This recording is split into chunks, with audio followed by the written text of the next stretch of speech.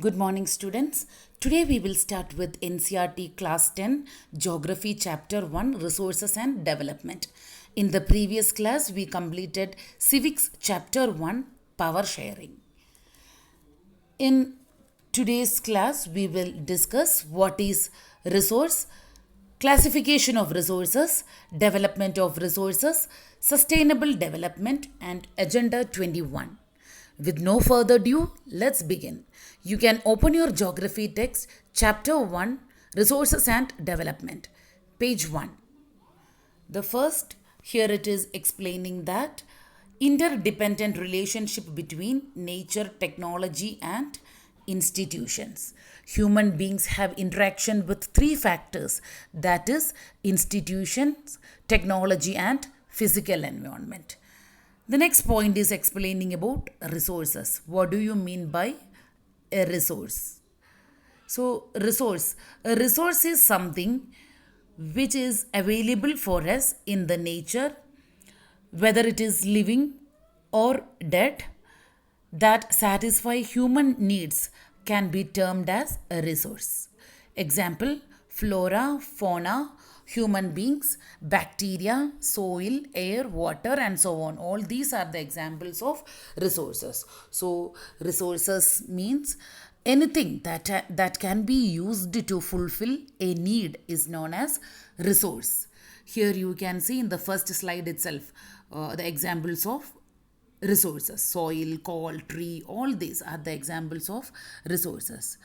How a thing become a resource? For example, a piece of log may have no utility for you, but when a carpenter converts it into a table, it becomes usable. In order for an object to become a resource, it must satisfy three criteria, that is, economically feasible, culturally acceptable, and technologically accessible. Economically feasible means we should not use too much money to make it a resource. For example, in order to give electricity to a large building, we cannot use solar energy as a resource because solar panels has silver lining, which will make it very expensive resource to be used. Second, culturally acceptable. For that, an example will be tiger skin or wildlife hunting would be a resource for some individuals, but it won't be culturally acceptable in our country. So, such resources cannot be considered. Third is technologically accessible. For using the water to generate electricity, we need dams, generators, and so on. So, without all these, we cannot generate electricity from water. So, technology is also an important factor to harness the resource. Now, let's move on to the classification of resources. First, we will learn about the classification of resources on the basis of origin. On the basis of origin, resources are classified into two: biotic and abiotic resources. First, we will learn about biotic resources. Biotic means living. Biotic resources obtained from biosphere and have life, such as human beings, flora and fauna, fisheries, livestock, etc. The meaning of biosphere is where the living organism exists. The next, it is explaining about abiotic resources. Abiotic resources means the things which are obtained from non-living things is known as abiotic resources. For example, rocks, minerals, metals, soil, air, water, sunlight, and so on. So in the slides you can see the examples of biotic and abiotic resources. And in the next slide, you can see a definition for abiotic and biotic resources. Next is classification of resources on the basis of exhaustibility. On the basis of exhaustibility, resources are divided into two: renewable resources and non renewable resources. So, first let's analyze what is renewable resources. So, as the name says, renewable resources means the resources that can be renewed or replenished. The resources that can be renewed or reproduced by physical, chemical, and mechanical process. So, renewable resources, it does not get exhausted. It can be used for one generation to another. Example: solar power, wind energy, water energy, forest, wildlife, geothermal energy, and so on. Here you can see few examples for renewable resources. The next, again, renewable resources, again it is classified into two: continuous or flow. Continuous, as the name says, continuous means it is continuous, it will not be stopped. The best example for continuous renewable resource is wind energy and solar energy. The next is flow. Flow, examples for flow, it means water, forest, or wildlife. Water will come in the river only if there is rainfall. So the water in the river is purely dependent on the rainfall. Similarly, in the case of forest, we cut trees for woods. So if we cut excess of trees, it will lead to deforestation. And we all know how much time it will take to grow a full tree. It depends on certain factors like climate, rainfall, and other factors. These all come under flow. Next is non-renewable resources. So, non-renewable resources, it is simply the opposite of renewable resources. Non-renewable resources means the resources which we cannot renew or that cannot be replenished. Example for the non-renewable resources are minerals, fossil fuels, oil, coal, natural gases, petroleum, and so on. These kinds of resources takes millions of years for the existing organisms to decay, to decay and form fossils, and top of it cannot be recycled.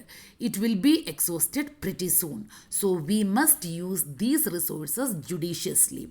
Some of the resources like metals are recyclable, and some like fossil fuels cannot be recycled and get exhausted. So now you can see in the next slide a formal definition for renewable and non-renewable resources. You can go through the slide later. The next is classification of resources on the basis of ownership. On the basis of ownership, the resources are classified into four. That is individual resources, community owned resources, national resources, and international resources. So first we will discuss what is individual resources. Individual resources, as the name says, the definition also very simple. They are owned by the resources that are owned by individuals. That is known as individual resources. Example, the plots, it means, or else the private property, any sorts of private property of an individual, that is an example for individual resource. Then plantations, or else a well, then houses, then farming land. All these are the examples of individual resources. So any resources where the individual has the right to do whatever he or she wants is called individual resources. The next is community owned resources. Community owned resources. So community owned resources means the resources which are accessible to all the members of the community or by a group of people.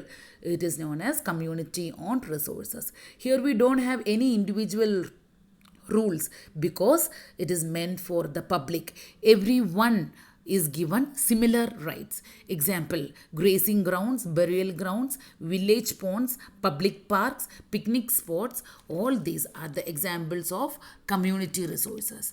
In the next slide, you can see a definition for individual resources and community owned resources, followed by examples of individual resources and community owned resources.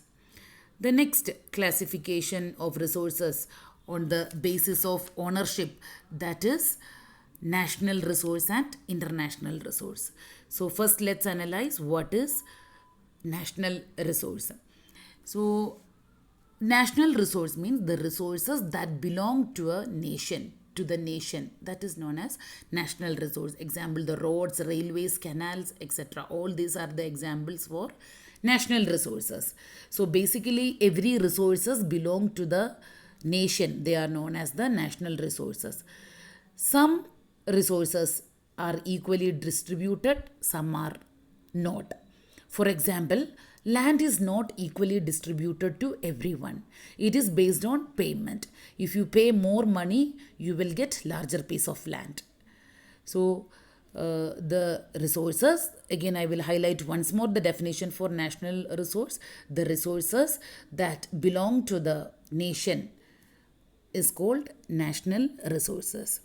The country has legal power to acquire even private property for public good. This statement can be justified with this newspaper link. You can go through this newspaper link, this article. You can go through this newspaper article later. This particular article was published in the Indian Express newspaper, published on September 2013. 2013, and that also September 13th it published. It is written, I'll just read the first line, heading, that is Metro Rail ready to talk to ISKCON for land. Balance, you can read the content of the newspaper, you can read it later. So it is explaining that. So like if you want to construct a public road or else railway lines or canals, sometimes the government have the right to acquire the private property for the benefit of the public good. I think you all might have seen in our locality itself, to build canals or railway lines or roads, sometimes private properties have been demolished. Of course, they are paid a certain amount by the government. But what I am trying to tell is that to build these public facilities like roads, canals, and railways, for the public interest, the government has the legal power to acquire private properties. All the minerals, waters, resources, forest, wildlife, then territorial water, and the land within the political boundaries of a country, the government has the control of all these. That is why it is known as national resources. So, territorial water means the oceanic area up to 12 nautical miles, that is 19.2 kilometer. And below this, you can see the examples of the individual, community owned, national, international, all these examples. All these resources, types of resources, one examples is here. You can see that examples. The next is explaining about international resources. For this, we have international institutions and bodies like the United Nations and other such bodies. One good example of the international resource is the oceanic resource. For example, a country that is near to the ocean or water body can have control over 200 nautical miles distance of ocean. That is, right from the land boundary of a particular country till 200 nautical miles of the ocean body. Only that much a country can have control. It means, again I'll repeat, till 200 nautical miles of the ocean body. And beyond that, it is called open ocean. No individual country can utilize this. In the open ocean, the ships can sail freely in the open ocean. So that is and that is why when a big ship passes by a country's border, that particular country has no right to stop or check it or check for legal matters associated with it.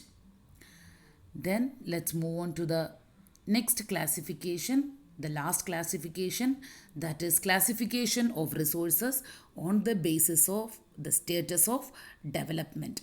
So here it is explaining about potential resources, developed resources, reserves, and stocks. So let's start with the first classification, that is potential resources. Potential resources means it is a resource which is available in a particular region but has not been utilized to the full capacity. For example, in western parts of India, like Rajasthan and Gujarat, we have enormous potential for the development of wind and solar energy, but we have not tapped that properly. So, potential resources means it has more ability, but somehow it is not being utilized to its optimum level. That is known as potential resources. Then the next is developed resources.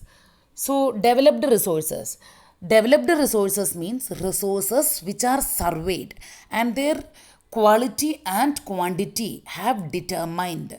These resources are currently being used. It means the developed resources means it is the resources which is already surveyed, and we know the quantity and the quality, how much quantity of that particular resource is there in our country, what is the quantity and what is the quality of that particular resources. All this is surveyed, that is known to us, that is known as developed resources, and it is also known as actual resources. For example, we know how much coal we have in India. We also know that how much of iron ore is there in the Chota Nagpur Plateau region. These have been analyzed by scientific surveys and satellites. We have an estimation about the quality and quantity of resources in this particular region. So this is all because of the technology. With the help of technology, we surveyed the resources in these particular regions. So this also helps us to determine how much to export and how much not to export and how much to conserve. These all concerned about developed resources.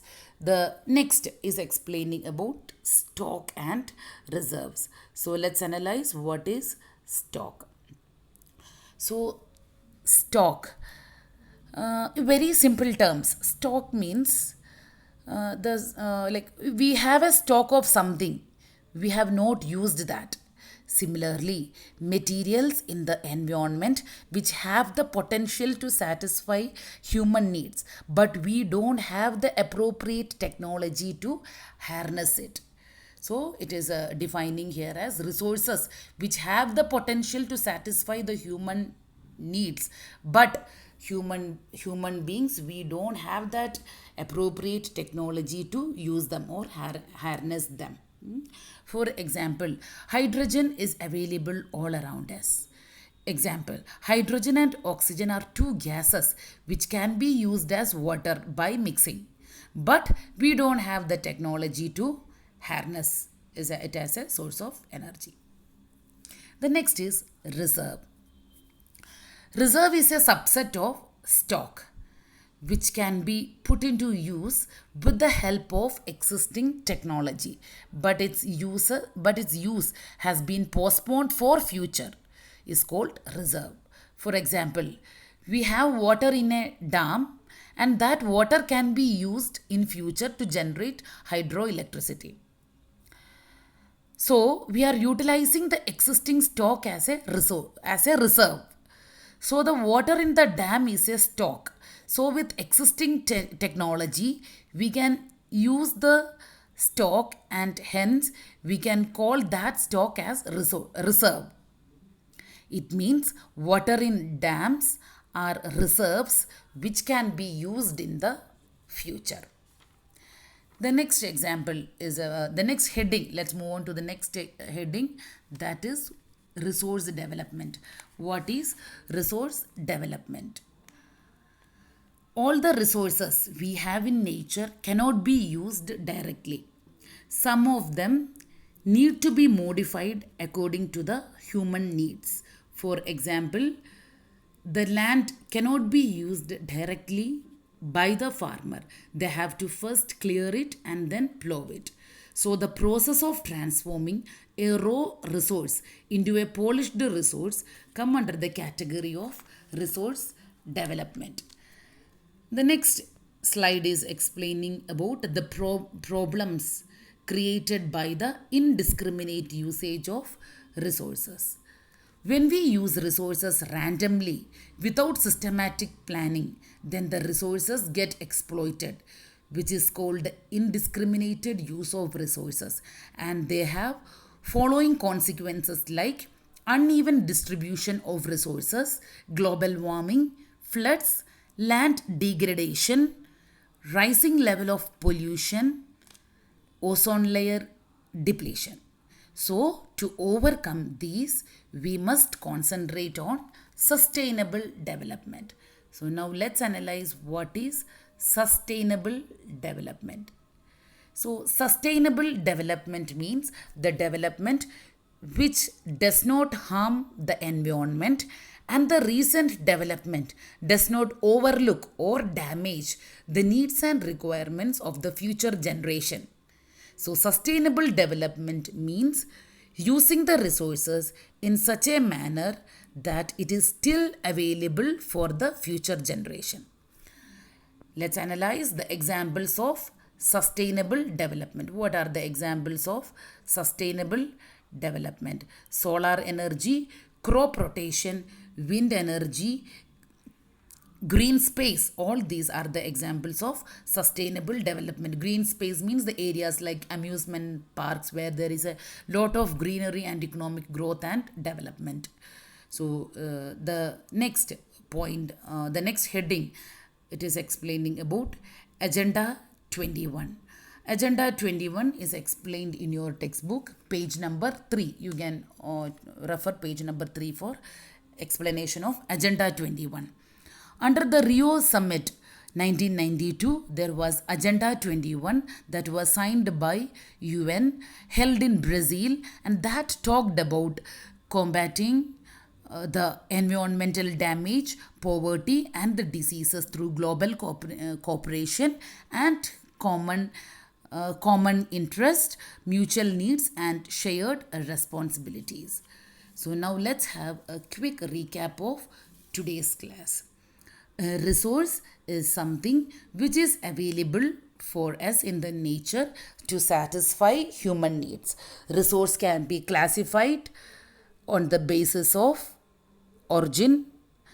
Then resources on the basis of origin, resources can be classified as biotic and abiotic. On the basis of exhaustibility, resources can be classified as renewable and non-renewable resources. And again, on the basis of ownership, resources can be classified as community resources, individual, national, and international resources. Then finally, on the basis of the status of development, resources are classified as potential resources, developed resources, stock, and reserves. Resource planning is essential sustainable development for the sustainable existence of all forms of life. So I wish to conclude today's class by reinforcing the meaning of the term sustainable development. Sustainable development means the development which does not harm the environment, and the recent development should not damage the needs and requirements of the future generation. Now, the second part of this class will be continued in the next video. Now, if you have any doubts, you can mail your doubts to dmcsonlinequeries@gmail.com. Thank you, students.